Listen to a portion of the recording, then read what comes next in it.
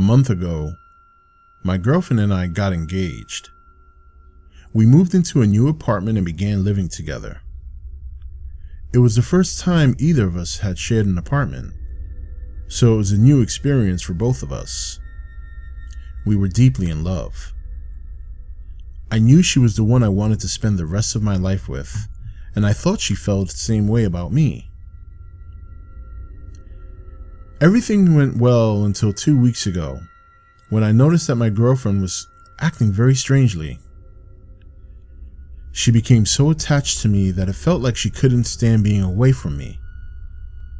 One evening she said to me, "Darling, when you're not home, I still feel you near me." I didn't attach much importance to these words. I thought she was just being affectionate. However, a few days later, she told me something else.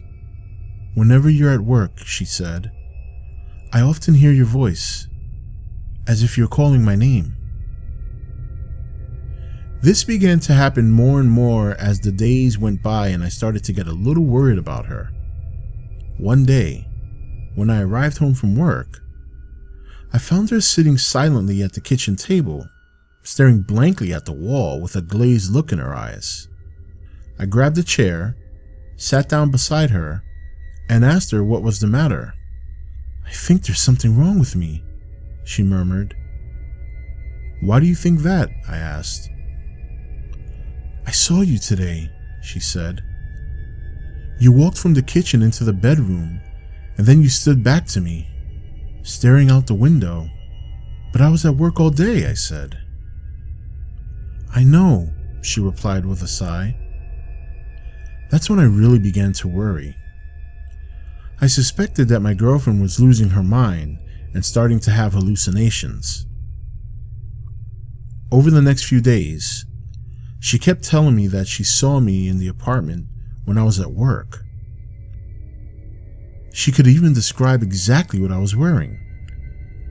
My girlfriend was also acting more and more strange. She was getting more and more quiet. She was terrified of being left alone. Sometimes, she would just sit there, silently, staring at me. Last night, my girlfriend was very tired and decided to go to bed early. I held her hand and sat on the edge of the bed as she was falling asleep. Just before she nodded off, she said to me, "You're not here." "Honey, I'm right here," I replied. "Don't worry, everything's gonna be fine." "No, you're not here," she said. "You're in the kitchen." Just then, I heard a dull noise coming from the kitchen. It sounded like a chair scraping across the linoleum. Then, I heard the sound of footsteps walking down the hallway. Fear gripped my heart. I didn't know what to do. All of a sudden, the handle on the bedroom door began to turn and the door slowly began to open. Maybe it's just a draft, I thought, as my eyes grew wide with fear. But it wasn't a draft. The door swung open, and I saw a man standing at the doorway. It was me. It's difficult to describe exactly what I saw, but it was me. And at the same time, it wasn't me. It was as if I was staring at myself in a mirror, but the other me had cold, lifeless eyes. The other me looked at me for a moment, then turned and left, shutting the door behind him. It took me a moment to recover from the shock, and then I sprang off the bed and ran after him. The hallway was empty. I checked the kitchen and then the bathroom, but he was nowhere to be found. The other me simply vanished. It was terrifying. And then, as I stood in the hallway, trying to figure out what had just happened, trying to calm myself down and convince myself that it was just a hallucination, I heard a faint voice coming from the kitchen. It wasn't my voice. It was the voice of my girlfriend. "We are here to stay," she said. "Forever." I realized that my girlfriend wasn't in the kitchen. She was lying in the bedroom exactly where I had just left her seconds before. I was so frightened. I started trembling like a leaf. I ran into the bedroom, grabbed my girlfriend, and dragged her with me out the front door. We left the apartment that very moment and spent the night in my parents' house. Tomorrow, we will go back to pick up our things. I still can't understand what happened in that apartment, but neither of us can bear to spend another night there. Hopefully, when we pick up our things, all will be well and no one will be there.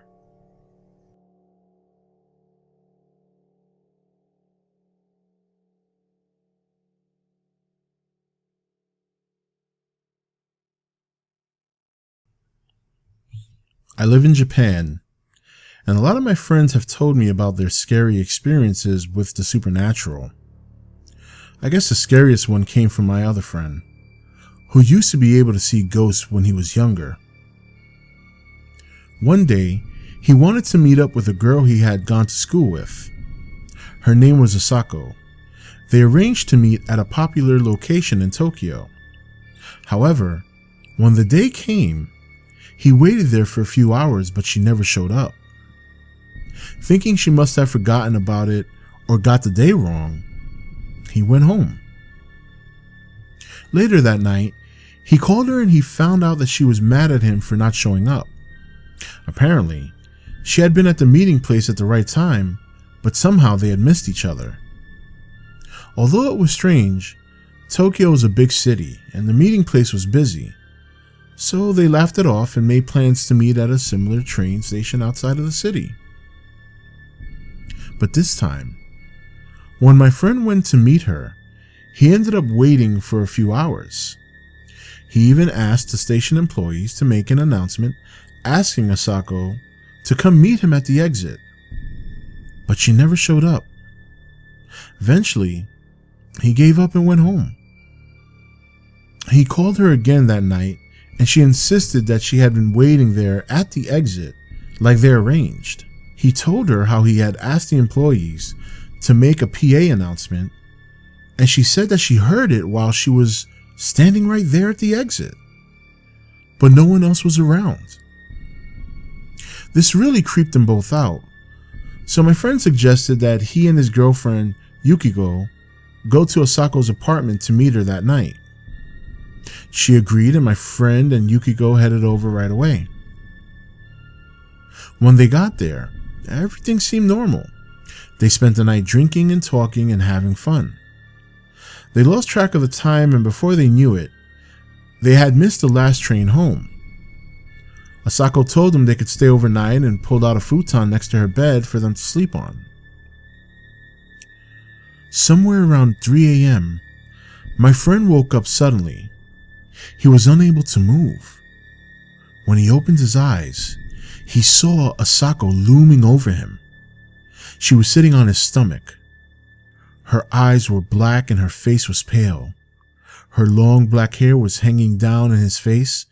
She was wearing a black kimono and had a strange headdress that looked like a 3-pronged candlestick with burning candles.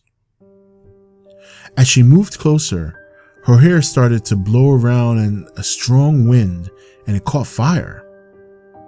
He could feel the searing heat from her blazing hair against his face, but he still couldn't move a muscle. He began to really panic when she reached for his neck, and he tried to call out to Yukiko, but his voice wouldn't work. She started squeezing his neck and all the while whispering something that he couldn't make out.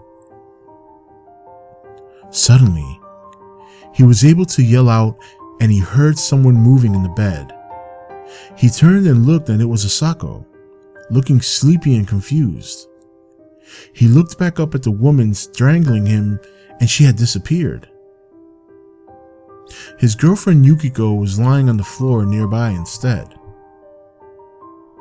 He didn't tell them what happened so they wouldn't get freaked out. But about a month or so later, he went to a traditional play with his girlfriend. One of the characters was the ghost of a vengeful woman who had been betrayed in her past life. Her goal was to hunt down the reincarnation of a man who had betrayed her in a past life and to kill him. She was pale with long, black hair and wore a black kimono. She also had a 3-pronged candlestick headdress, and their hair would catch fire from the burning candles on it. Later on, he went to a fortune teller to ask about it. She told him he had betrayed a woman in his past life and that the spirit of the woman was reincarnated into Asako. When he tried to meet up with her, his protector spirits had prevented them from seeing each other to keep him safe. However, when he went to stay in her apartment, he had trapped himself in a place where she could attack him. The fortune teller told him he was lucky to be alive.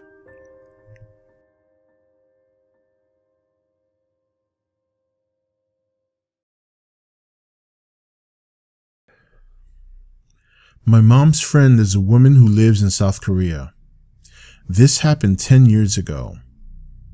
She lived with her husband and young daughter in an apartment building in Seoul. At the time, her husband was always at work during the day, and her daughter was very young, so she was a stay-at-home mother. One day, the woman went out to run some errands, and she took her daughter with her. When they came back, they stood in the lobby of the apartment building and pressed the button for the elevator.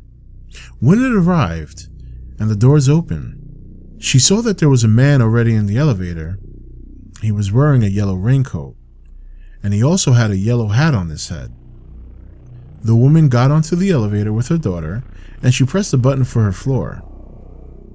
Something about the man made her feel uneasy. He never looked up at her. He just kept staring at the floor. It was as if he was keeping his head down so she couldn't really see his face. As the doors closed and the elevator began to ascend, the woman glanced at the man out of the corner of her eye. She noticed that he was carrying something close to his side, something that was wrapped in newspaper. The man was making her nervous. Something about him wasn't right, but she couldn't quite put her finger on it. She made her daughter stand on the other side of her. She didn't know why, but she wanted to place herself in between the man and her daughter. There was an uncomfortable silence as the elevator slowly went up floor by floor. The woman glanced at the elevator buttons and noticed that only one button was lit up, and it was the button for her floor. None of the other numbers had been pressed. Things started to click in her head. That's when she realized what it was about the man that was making her so nervous. He was wearing a raincoat, but it wasn't raining outside. The sun had been shining all day. The woman started to panic. She took out her cell phone, and even though her husband was at work, she pretended she was calling him. She started saying things like, "I'm on the elevator and about to get off. Can you open the front door for me?" Making it seem like her husband was waiting at home for her. When the elevator reached her floor and the doors opened, she quickly grabbed her daughter by the hand and got off. She started to walk as fast as she could down the hallway to her apartment. Glancing back, she noticed that the man had also gotten off the elevator on her floor and was slowly following her down the hallway. When she got to her apartment, she started to bang on the door and said loudly, "Hey, I'm home! Open the door!" She even tried to make it seem as if her husband was coming to answer the door. When the man in the yellow raincoat saw this, he stopped in his tracks, turned around, and started to walk back towards the elevator. She watched him until he got back on the elevator, and then she breathed a sigh of relief. She started to punch in the key code to open her door, but her hands were shaking too much. She kept hitting the wrong numbers. Each time she pushed the button, it made a beeping sound. To her horror, she realized the elevator doors hadn't been closed. The man in the yellow raincoat was still there. He could hear the beeps. That meant he knew that no one was going to answer the door for her. She saw him get out the elevator and come running down the hallway towards her. The woman let out a scream. She tried one more time and managed to push the correct key code. The door opened and she pushed her daughter inside. She jumped through the doorway herself, and when she turned around, she saw the man in the yellow raincoat was right behind her. She just managed to slam the door in his face before he could wedge his hand into the doorway to block her. Her heart was thumping in her chest as she quickly locked the front door and peered through the peephole. She saw the man in the yellow raincoat standing at the door with a knife in his hand. As she watched, he stood there for a moment, then calmly turned and walked back towards the elevator. A few moments later, the woman was watching a television when a news flash came on. It said the police had captured a serial killer by the name of Yu Young-chul. He was responsible for the murder of over 20 young women and old men. After he killed them, he mutilated their bodies and ate parts of them. The woman told my mom that she could never forget the dread she felt when she saw the footage on the news of the serial killer being led away by police. He was still wearing the same yellow raincoat. Thank you for watching E.T.N. Click here to watch more content. Don't forget to leave a comment. Also, make sure you like and share this video. If you want to know when the next video is up, click the notification bell next to the subscribe button. And most of all, make sure to click that subscribe button for regular content.